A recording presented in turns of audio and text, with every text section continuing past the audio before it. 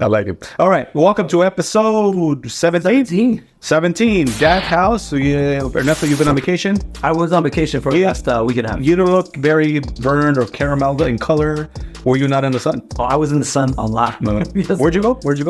We started off in the mountains of Zacatecas, and then we moved over to Sayulita. Zacatecas. In the state of Nayarit in Mexico. Wife and kids or just the wife? Wife, kids, and then like 4 or 5 other families. Like Travel with your neighbors and shit. travel as a pack. My wife, we were in Vegas this weekend for our anniversary, right? Yeah. By the way, if you don't already follow us, you have to follow us, subscribe to us, share this podcast, guys. We talk about everything today. This is what we're going to talk about today. We talk mainly about real estate, but it's called Dad's House because we're coming at it from the viewpoint of 2 fathers who are in the real estate business. I'm in loans. He does home sale. I can't wait to talk about my dad issues at home. That's a good one. My kids. I not that I want to disown them. Sometimes you do. I think you do. Yeah. Well, I didn't want to whoop them. Like the good old days, like I got one, but I'm not gonna whoop them on this one. I'm officially driving the oldest car in my house. Officially. Yeah. Wow. Officially. So my kids have newer cars than old daddy Jose. But not all of your kids drive. You have 2 kids that drive. Just 2 drive, and But those 2 kids and your wife all drive newer cars. newer vehicles. I don't know if that's fair. It's not fair. Are you kidding me? Okay, anyways, that's one of the topics that we're going to process today. I really want to cover this one. I know you don't agree with me. Why the market is not going to crash. It's not going to crash in 2023. I agree with you, but we got to get into the details for sure. You wanted to talk a little bit about my painting here behind me. And also painting, I want to see it explained. Oh, sure. Okay. So if we get into the painting subject, that's my hobby. I want to talk about hobbies in real estate. I'm sorry. Realtor hobbies and loan officer hobbies. Do you guys have hobbies besides doing loans? And I think if you're going to take this business seriously and you don't have some kind of hobby, you probably drive yourself nuts in the first 5 years. I agree. And, unfortunately, most people in my industry do have a hobby of drinking and drinking too much. And that's not a good hobby. Very common. Especially you loan officers, you alcoholics. Wait. Not you. Any loan officer that I know that is an alcoholic is because he's been trying to make realtors alcoholics. And if we get a chance to talk about the painting, you know who's a good painter? Your boy Biden.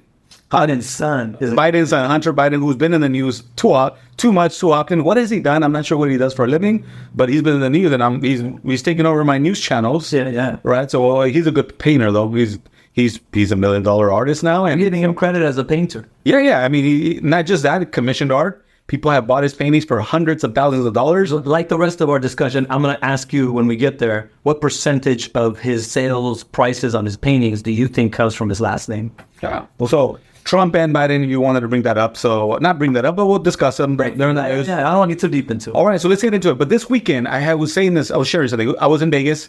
It was our anniversary, our 9-year anniversary, me and Vanessa. Every end of July, we celebrate. We like to go to Vegas, do a little shopping, hang out, poolside, maybe visit a concert, music, whatever, right? This week, I'm surprised they didn't make it into a fight. we tried to get into the fight, but the tickets were outrageous.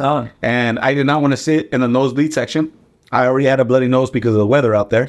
And I just wasn't going to pay $400 a seat to sit in the nosebleed section. Great fight, totally worth it, just not worth it to me. So I did not. So as much of a boxing fan as you are, you have limits. Standards. You have a standard of what you think is intelligent to spend on a boxing. Well, I'll give you, let's break that down. So T-Mobile Arena, great arena. I wanted to sit in the teen sections, the 1 through 20 section, which is right in the middle ring, not the flat area, basically. Not floor seats, because floor seats were like pushing $5-7 grand. Okay. But the middle tier area, 1 through 20, those seats were on the secondary market. They wanted $3,500 a seat. At 8 p.m., I was outside the T-Mobile Arena. I was trying to get in. Not trying to get in. I was seeing if I could scalp some seats, right? Me and my wife walked over, and there was a guy. This guy was trying to sell his 2 seats on section 4, right in the middle, maybe row R or S, whatever. Long story short, he wanted $3,600 for both seats. A little rich for my blood, being that it's 8 o'clock, the main fight, it's going to come. I already knew Eminem was going to... You're deep into the card. Oh, yeah. No. The main event is about to go live at 8 p.m., 8:05, whatever. The guy comes back and goes, hey, did you buy any seats? I'm like, nah. He goes, what's the best you could do? I said, I got 2 G's in my pocket. I got 2 racks, right? And he understood why I said racks. Right. He goes, I can't do that, man. Give me $2,200. I was ready to sell him. I started taking my phone out. My wife looks at me.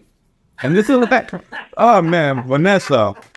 Oh, this was a classic, bro. A classic fight that I missed out. Vanessa goes, you ended up paying. You know what you're saying? To me, at least, you don't have to say what Vanessa said because I've gotten that tap. Exactly. Yeah. So she shut down the idea. The fight already started. You're really going to spend $200 for a 30-minute fight, 40-minute fight. And when she said that, she knows me. That's a great question. It makes me think. So I said, fuck this, I'm out. We went back to the hotels and started drinking and hanging out and gambling. You consider that right now that was a smart decision? It was a dumb move on my part. It was a dumb move. So you're thinking you should have gone to the fight. I was ready to spend $2,200 for section 4, middle row. But you regret the decision. Yeah, because the outcome of the fight was an instant classic. I haven't seen it. Yeah, it was two undefeated fighters, Spence and Crawford. I already knew Crawford was going to win because he's a dog, man. That guy's a beast, and I know boxing, and I follow him. And so I put up a poll on IG. I think I had like 20 votes. 18 said Spence was going to win. Two people. One, he's a boxing photographer here. He gets paid to photographer box, so he knows boxing. Yeah. He voted Crawford like me, and one, my son-in-law. My son-in-law just votes for whatever I'm going for, I'm sure. And he said Crawford too. But I knew that he was going to win, and it was a great fight, and I missed out on those memories. Epic fight, and it is what it is. But with that said, let's get into it. The first topic: why the market is not crashing. I really believe, from what I'm sensing, feeling, seeing, experiencing out here with our realtors, our real estate partners, our investors that I know out there, buying, doubling their money. I don't see the market crashing here in Southern California. Across the nation might be a different story, but I don't see the inventory we have an inventory problem. That's the problem that we have. Mm-hmm. So with an inventory problem, there's too many buyers. And when I say too many, I mean for every house in Southern California, there's probably a legitimate 3 to 5 very overly qualified buyers for that home that want that home and will overpay for that home. Yeah. So with that being said, that in other markets would get an easy yes on their offer because they're highly qualified. Right now, they're having to compete with even more. They're having to go up on a price that they probably don't want to. They're having to accept an exorbitant amount on the payment. I took a look at this for a client yesterday. So we have a listing listed for $450,000, and I'm pitching this house. I'm advertising it. Buy this house with zero down. $450,000. That's entry level. That's like below entry level at this point. Yeah, right. It really is in California. You know what that payment is on today's rates? Zero down, FHA loan. I do. The price with an FHA loan 3.5%. Yeah. I'm quoting them about $3,600. That's all right. That's crazy to me. So we have a payment problem, not so much a market. In my opinion, a real estate market crash problem. There's just not enough inventory. So I really believe in my heart right now, what I'm seeing. Let me show you what I'm seeing. I'm seeing my investor buddies still out there buying multiple 2, 3, 4 flips at a time. Mm-hmm. I'm seeing Open Door come back. They went out of business almost. They weren't buying. They were losing billions of dollars. Open Door. They're a big flipper company where they buy, just straight from the consumer, do a light rehab and put it back in the market for a slight profit or lose. They were losing money. They ramped up their buying process again. And then again, I think part of it is just the California housing inventory issue, where it's with rents, whether it's with income property, and just housing in general. Yeah, so first of all, that inventory issue is a problem pretty much across the nation. Not everywhere, not every specific state, but everywhere on average across the nation, you have an inventory issue. Because why? Simple explanation is you've built up a lot of equity over the past few years if you're a homeowner, and you probably have a 3 or 4% rate, maybe even lower than that, and you don't want to switch out of your first home purchase into your second home purchase to trade up to something closer to 7% on your rate. It's, you can have whatever opinion you want on it, but the folks who have all of the inventory, the owners, are not wanting to let go of it right now because they don't feel the incentives are there. And I actually agree with that. I wouldn't sell it if I didn't have to, unless it was an emergency. Right. Because of the low rate, my lower payment. So I get it, right? But you and I both know that these high 6.5, 7.5 rates are not forever. They're not forever. Maybe within the next year. we can expect maybe those rates to drop some. That is the expectation. Actually, we're still seeing, the bigger economists who look at the real estate market and interest rates are still saying that we're going to see rates not just level off, but come down into the sixes, mid sixes or something like that by the end of the year, maybe, and possibly even lower going into 2024. So let me ask you, Ernesto, your opinion. Yeah. You're a lender. You're more conservative than me. I'm a real estate agent. My job is to sell houses, make closings, make new orders happen. Is the market going to crash or not going to crash? The foreseeable is no, right? I completely agree with you that the market's not going to crash. And again, it's a simple thing of supply and demand. Yep. There's very little supply and a ton of demand relative to that supply. Before we started, you made a statement that is the part that I do disagree with, is you and others are saying, you know what, it's a hot market. It's not a hot market. Every house that you put on the market is hot. Yes, because there's a lot of attention on that house. You put your house on the market, chances are you're probably going to get a bunch of offers and sell it very, very quickly. So on an individual level, it feels hot, but on a market-wide level, it is definitely not hot. Why? Because I would say the definition of whether a market is hot or not, subjective term, but that definition is more reliant on how much product is going, how many units are moving. And not very many units are moving because, simply put, there's not very many units that are being sold. Right. So, I mean, it's a double-edged sword. I know what you're saying. You're trying to use a terminology like define a recession, 2 quarters. You can't define a hot market because we don't have a low inventory. Simple answer.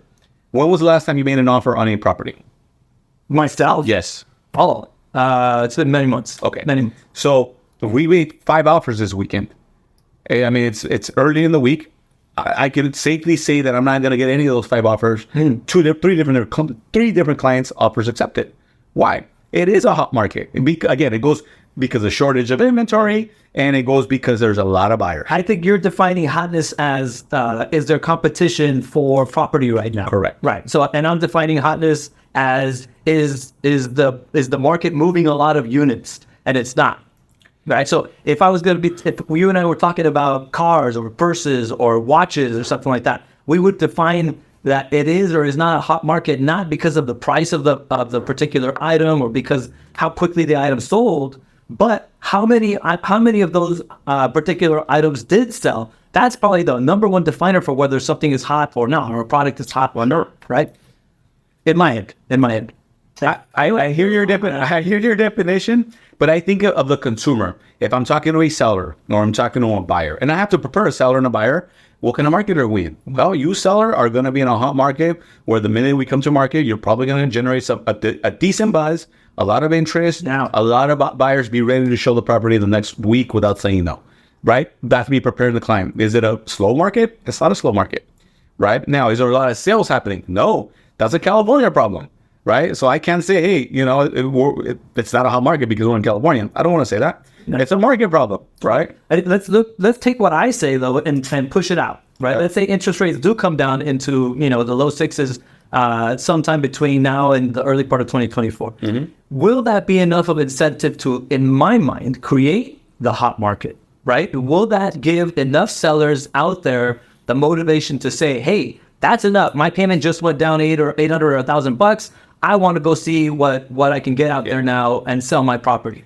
That's what I'm looking for. Sure. I believe, yes, that number. I also believe. I don't know about the interest rate number. I think $800 to $1,000 savings instantly because of price adjustment. Absolutely. I think that's going to move the needle to a new stratosphere and it's going to create more shortage of inventory.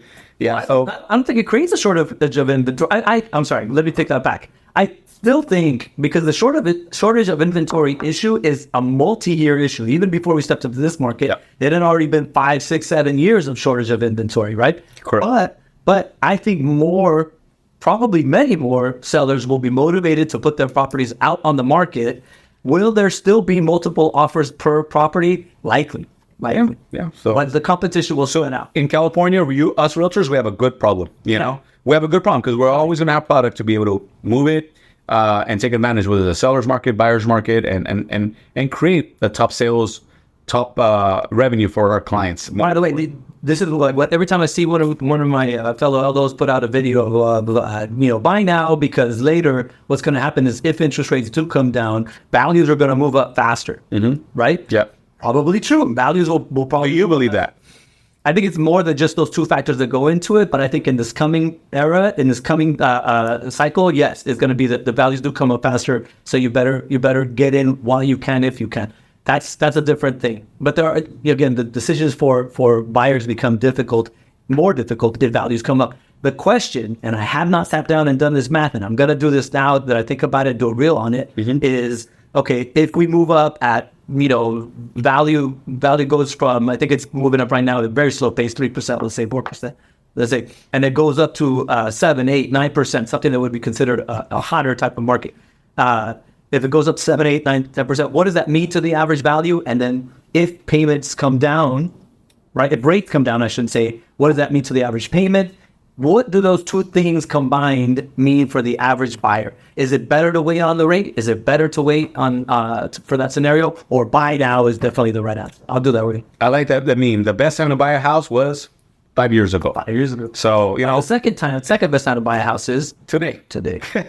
So with that said, like, hey, I never check it. We don't know what the future holds, you know? We don't know. Presidents, market changes. There's a bunch of stuff that, inflation that could, change everything. Yeah. Let's pivot a little bit to, now you brought up my painting. You want to talk about my painting? I do want to talk about the painting. There's some things in it that are pretty obvious to me, but there are other parts that I'm wondering where the inspiration's coming from. Yeah. And I want to hear the explanation for the painting. All right. So as you know, this is my hobby. My hobby is painting and hitting golf balls, losing golf balls at the golf course. Yes, I can attest to the second one because I've seen it happen. But what is your hobby? What do real estate agents or loan officers do away from making sales and helping clients? Like for me, I love painting, right? Yeah. So this painting here, it was an idea that I created. I like the color blue. I like colors. So anything with colors catches my attention. So for this one, my brother had done the ancestry.com. So he looked into the our last name and how he went back many generations. Mm-hmm. He found out that Did he do the whole genetics thing? my understanding is he did. Okay. Yeah, he did. He said it to me.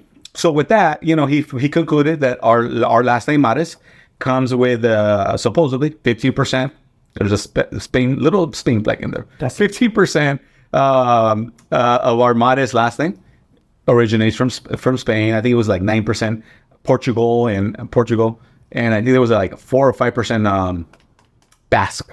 I don't even know what Basque was, but it's a small country somewhere by Italy or up there in Europe somewhere, and 51% Mexico. So if you look at it, there's 3 flags on that painting, right? There's a lot of, it looks like blood splatter because there's those countries have been at war throughout the last 300-400 years. Yeah, and I called it blood origin. Blood origin. Origins. Yeah. It's an excellent painting. I think I'm an novice. Obviously, I don't, I'm not a critic of art, but I think for where you have started, because this is a fairly recent hobby. Yes, I just started. Number one, you have that one piece where it's a lovely explanation. And both 2 or 3 times you've explained your paintings to me. It's always something that's meaningful, which for me has to happen in a painting. I'm not one of those people that can look at a painting of nothing and I have had artists tell me it doesn't have to mean anything. And I'm like, well, then you just lost. Yeah. Probably half of my attention is gone at that point. You have to have some 1,000,000% skill to be able to keep my attention if it doesn't mean shit to you. That's what, but 2, it's actually pretty cool. It's actually a pretty cool scene. I love colors and I like history. So for me, the history of my origin is, Mexican. And that's why the big 3 stripes, running down almost like blood, especially the red. And then you have the American flag there on the corner along with the Spain. So with that said, I mean, I'm proud to be. How American are you? 100%. 100%. So, but you pay respect to your heritage because my parents are American. Yeah, of course, because I was born here. I appreciate everything America. I love our country. I love everything about it. Would you say that that's typical of Latinos? I think if they're honest, yes.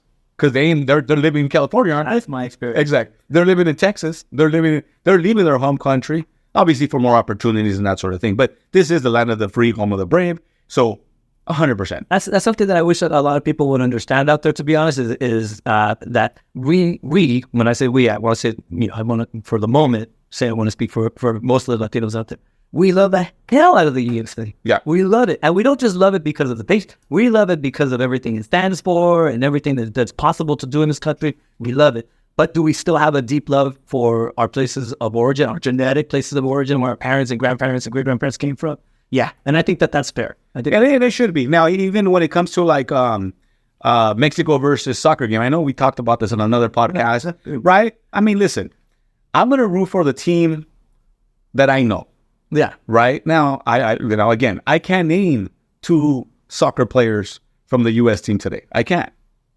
Landon Donovan, I think, retired mid on here. Yeah. Alexi Also gone. right? So these guys are gone. Now, on the Mexican side, I don't even know. Chicharito, is he still there? He's gone. Okay, that's what I'm saying. Well, he's not gone, but he's out on an injury right now, and I don't think he's coming. I don't think he's coming back on the squad, right? There's a guy named Relas and Ochoa. So, again, You know that there's a guy named Messi playing in Miami right now? oh, I can't wait to see him. No, he's already played. He's already in like this third or fourth game. Yeah. And in his very first game, He scored a goal. he scored 2 goals. The second was the game winner.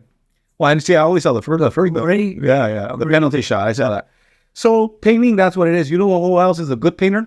A great painter, according to his commission sales. According to the amount that his paintings go for. Yeah. Hunter Biden. Hunter Biden. He's created some great art. Actually, I'm not even going to be smart ass about it. I took a look at some of his paintings. He had a gallery, recently in New York, I think. He has some really good paintings. And like me, colors, bright colors, beautiful. I mean, beautiful art. You think there's real talent there? Real talent. Okay. How much are his paintings selling for? I believe I read somewhere where one of them sold for upwards of like, from an art enthusiast, art expert, let's call it. $250,000, $300,000 for. So again, the question becomes, is he that good, or is it because, the last name? I don't know, man. I don't know. I don't know either. It could be, you can argue maybe that his last name makes those paintings more valuable, and as an artist, you do or do not have the right to take it. I don't know. It's so subjective when it comes to art, right? Somebody could look at your painting and say they hate it. It's a piece of crap. Yeah, somebody could easily say, Absolutely. but because it's subjective, you get to pay whatever the market that you create for. And that's why the black market of art works. That's why Van Goghs get stolen and Picasso's get stolen, because they sell them in the underworld. It might be at Sotheby's, it might sell for $20 million. But in the art world, it's worth 10%. In the black market world? In the black market world. In the black market world, they appraise them for 10%. Really? I've been studying a lot about stolen Van Gogh, stolen Picasso, stolen Rembrandt. So on the black market, they go for much cheaper than they do. 10% of what the last appraisal valuation potentially of it. And it's potential, because art's worth what you're willing to pay for it. What someone's willing to pay for it. Correct. But yeah, there was a seascape art piece done by Van Gogh, his first one on the beach when he was up and coming. It was little. It was a piece like this big that wind knocked it down, because it was a rainy day on the beach. It had sand still from like the 1800s, bro. Somebody broke into some museum in Amsterdam and stole 5 paintings, including that one. They found it like 5-10 years later in somebody's kitchen, hiding. Right, it was an underworld. That's why it's 10% value, because it's not that you can put that up and tell your friends. Oh, you can't. You get arrested. Right. You got to explain it. You got it. It's black market for a reason. Yeah. You can face. So going back to Trump and Biden in the news, I mean. Oh, now we're gonna talk about Papa Biden. Well, there's a lot of articles right now. I just read on the way here that there was another indictment on President Trump for his. Excuse me, I had a burp there. For his 2020 election, and him trying to overturn it. I mean, and that's his third. So so number one, that indictment says straight up he has a right to believe and say even that it was stolen from him. He's like in the first 2-3 paragraphs it says that like every other citizen in the country, Trump has a right to say the election was stolen from me. That's not a crime. The crime, I agree with that. The crime, at least as I understand it, the crime that he's being indicted for is doing something about it. Knowing, like as from an average person's perspective, like just an average common sense type of mind, the jury's going to have to ask themselves: number one, did he know that he truly had lost that election, and he was just saying that he hadn't? How do you prove that? That there is proof for it. He's on tape saying it. And well, at least that satisfies I don't know if it'll satisfy to a legal standard, but he's on tape saying so to multiple times that he knows that the next guy is going to have to handle this problem. The next guy meaning it's not me, right? Yeah. So that's the one. But number two, then he went and did something about it. In other words, he had criminal intent and proceeded with the criminal act. Those are the two things, as I understand it right now, that he was indicted for, and not just believing that he lost it. So let's fast forward. I mean, we're in the middle of 2023. Let's just fast forward to election night, 2024. Yeah. Let's assume Trump, through all this smoke and all the stuff, all the fire that he's walking through with lawsuits right now and court cases right now with the government, he's able to get to the election night, and he's still on the ballot. And so is your President Biden, and he's on the ballot. He's not your president? This is what the Trumpster said to me. I don't know, the whole time. He's not your president. I never said Trump wasn't my president. He was an elected guy. Yeah. He's the president. Yeah. So President Biden, right? President Biden, right? Is there on the ballot as well? A legitimately elected President Biden. Right. So those two are your choices. Who are you voting tonight, election night, if it's these two cats? These are your two options. If it comes down to those two options, I'm voting Biden.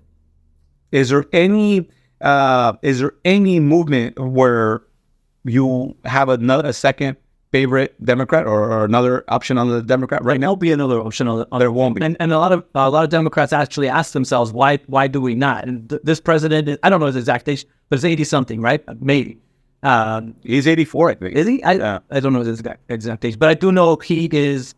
If I had a choice to not have somebody, and again, this is not going to be an ageist comment. Please don't come at me for being ageist. Somebody of that age needs to be relied on for at least the following 4 years. 5 years from today. 5 years from today. Yeah. To be a good sound mind and ability.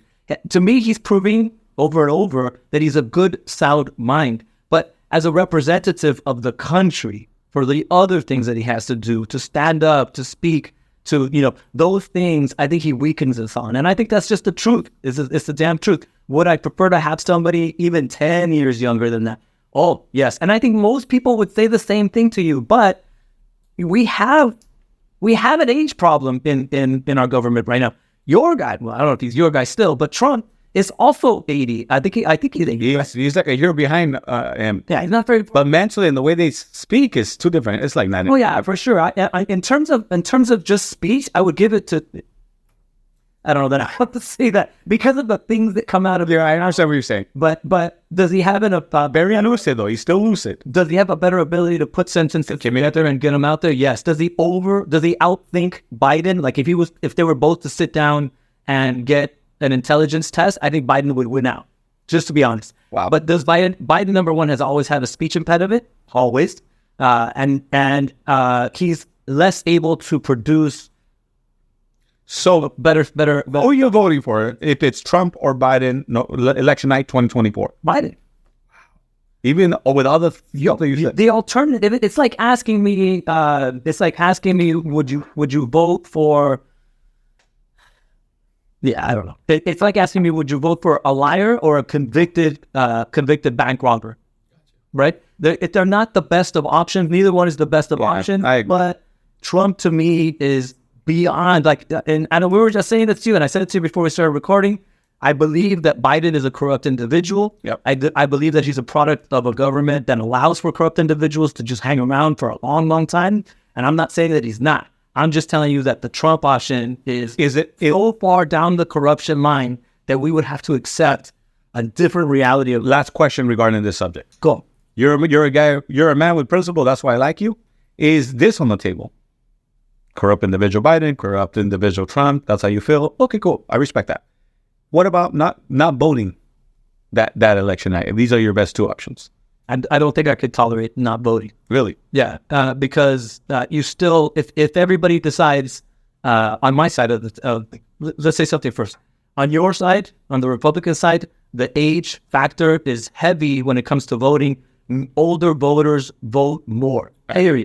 Right? No question. So for us on the Democrat or more on the left side of things, if we decide to stay home, we're giving up elections that we don't have to give up. So I don't think that's an option. However, I don't think that means that we sit on our hands and just accept what we get. I think this younger population really needs to get loud about representation. and say so and say, you know what? I love all my grandparents. I love, all the older folks. It's not to discount older folks or what they've done, but it's somebody else's turn now, and you guys have to start handing over the reins. I agree with that. All right. Speaking of handing over the reins, in my family, I officially have the oldest vehicle in all my family. There's 5 drivers in my family. And the people you're going to hand over the reins to have newer cars. Exactly. Actually, there's four drivers. That would be hurt. I honestly think it would. I just did the math. It happened 2 nights ago, Monday night. I came home and I woke up on Tuesday morning and my son had a brand new 2023. I forgot what class it is. I think it's C class 300 or something. Mercedes-Benz in my garage. Beautiful car, black leather, red leather, right? I'm sorry, black outside, red leather, Mercedes. They look beautiful. And my daughter, we helped her out. We got her a 2017 Honda, so that's what she's driving. My Audi, which I love, and I'm not getting rid of, I don't think, is a 2016. And then my wife has a newer, I don't know, maybe 2020, 21, something like this, Volvo SUV. I don't know how I feel about this, Ernesto. I don't know how I feel about this, but is this something that that you would put up in your household?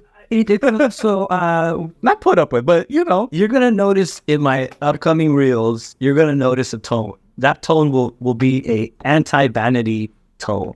okay. I'm probably going to do 4 or 5 reels on things that are going to hurt the average American's thoughts on what they should and should not be holding on their arm as a purse or driving as a car or, et cetera, et cetera. It's going to go against the general thinking out there. But my argument is... I better put my Ferragamo man purse away. Yes. Well, no. See, here's the difference.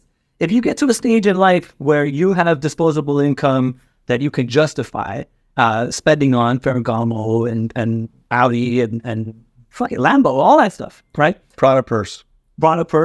I just looked at this, by the way. Do you know that the luxury purse market in the United States is $27 billion? Oh, yes. $27 billion industry. Yeah. And it's all controlled by like 2 families, man. It's amazing. But if you do the math, and I did because I'm a nerd, that's an average of $200 per year spent by every adult female in the country. And your average luxury person not know $200. But $200 would be the average. If you take that 27 billion divided by how many adult females there are in the country, you get about $200. And so going back to your point, number one, your point is a vanity point, right? Because whether it's the oldest car or not, if you like your car and it's getting you from point A to point B and you feel like, then the rest of it just doesn't matter. Yeah. But I'm not going to tell you that it wouldn't be hurt. If I was driving the motor, I'm looking around my kids and I'm trying to process, okay, how did this happen? Yes. Oh, well, they work. My son, he has he's self-employed and he does his thing. And I told him it was a bad idea. He actually called me and he told me, Jose, I love you, but I'm going against your advice. And I still spent about 18 to 22 minutes, so probably 22 minutes on the call after that. Like, hey, bro, I think this is a wrong idea. I think, I gave him my rundown. Yeah. But he had already signed. So there was no one. But this is the for the Mercedes? Yes. Oh, wow. Yeah. So he knows that it was, it's not advice that I would have done. It's not something that I would have done in his position. I said, why don't you create some leverage and create some real assets before you go and buy a liability? He goes, I'll be fine. Okay. Everything about it I didn't like, so he went against the rule. So new rules starting today. I just shared it with my wife, right? I did some research. The Vanderbilt family. Do you know the history of them? Yeah, a little bit. Yeah, my wife read a book about it. Okay. So, they started off as steel magnets, Cornelius Vanderbilt, right? They have a college, I think it's Pennsylvania, named that brand now. And they had it and they lost it. They lost it, the second and third generation, because those kids, the kids, right? Those kids just wanted to overspend, overparty, overbuild mansions to live up to Cornelius, who built everything, right? So they lost a lot of stuff, right? So that's the family that lost it, Vanderbilts. CNN, Anderson Cooper, his mom. Yeah. His mom was the last one. I think she created dresses or jeans or something. That I didn't even know that. right? So, so anyways, they lost a lot of it. I'm sure they still have some of it. They still have the estates. Yeah, but when you say you lost, like if you have $50 billion and you lose 90% of it, guess what? You're still very right. But where they started to what the family did, down after, the guy who created it, it's outrageous. Yeah. Right. And then at the same time, I started today actually reading the Rockefeller family, how John D. Rockefeller and then John D. Rockefeller Jr. and then the sisters and the daughters and the kids, how to this day they're still one of the top, 5. And again, we're just talking about wealth transferring, right?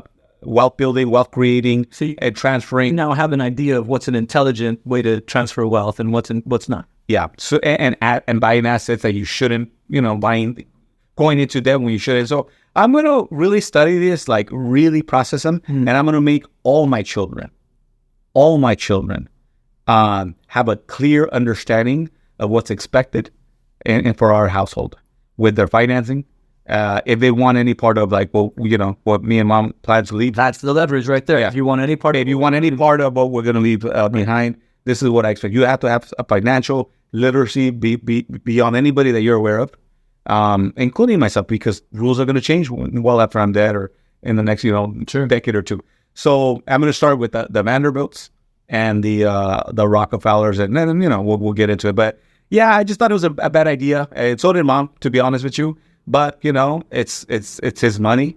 I told them, listen, in our household, our kids had 4 years, the two older ones, 4 years after they graduated high school to go and go to school. We pay for everything and anything you need.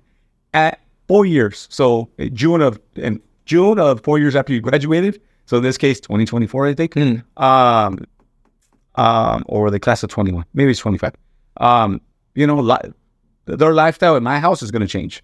They're going to have to pay for more things. They're going to have to pay rent if they still want to live here. My goal is I want them out after, a certain age. I want them to experience beyond that. You probably want them to be independent. I want them to be independent. I don't want them out of my house or under my wing, out of my grasp, if you will. But my goal is for them to become independent in their own good way and make and live their life. And I think they're gonna do that. But having, a car payment more than I've ever had. And I made some decent money in my life. Talked about this in the last podcast. We sure did. It's the biggest freaking anchor, or not anchor, but the ball and chain that you can tie to yourself is that car payment right now. Correct. That's another that just by coincidence. Average car payment in the U.S. right now. In the last podcast I said $800 if on I think I said 60 or 70% of the credit reports I read. That was not far off. Average car payment in the U.S. right now $725. Yeah. What the hell? I've never had a car payment that high. No, neither have I. I don't want one. And that includes my Audi that I saved for. Never bought a new. So anyways, interesting times in the Midas household. Me and Vanessa had a discussion, and I said, hey, you and I, let's process these two families right now, these videos, these contents, right? And I can share this if anybody asks. But in doing so, also, there's some books literature that I want to read and study. And then my kids are going to be required to have a financial literacy stake, some skin in the game, or else I can't have skin in their game. In their game, in their retirement. It might, that's a great idea. Anyways, fantastic. And when you have those conversations with your kids, let me know what time they're going to be so I can drop my kids off. Yeah, I might have to do something at the office here, promote it. All right, friends, with that said, that's it for today. Episode 17. That's how I hope you like it. If you did, again, like I said in the beginning, please subscribe, give us a follow, give us a share. Tag somebody that should be listening to us. If you have kids that are up and coming, they're going to start making these decisions, just have them listen to it. Have them just listen to the part where we talked about the cards right now, so that they either choose one way or another, but in a much more educated fashion. I love you, Dad, but I'm buying the card. Oof. Ooh, that was like a knife in the heart, like twice with a little spin. You could buy that card, just get out. Oh my goodness. All right, guys. Bye-bye.